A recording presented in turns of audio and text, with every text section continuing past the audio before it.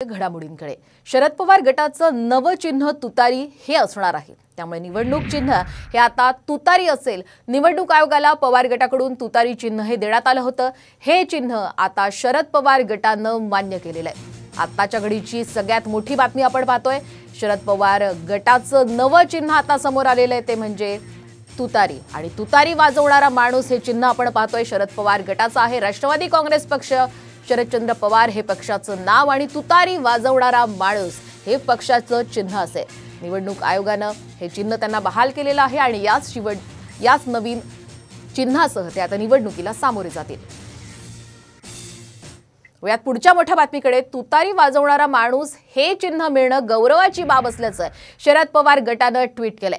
छत्रपती शिवरायांच्या शौर्यानं ज्या तुतारीनं दिल्लीच्या तख्ताची ही कांठळ्या बसवल्या होत्या, तीच तुतारी आता पुन्हा एकदा रणशिंग फुंकण्याकरता सज्ज झाली आहे, असं ट्विट शरद पवार गटानं यावेळी केलंय।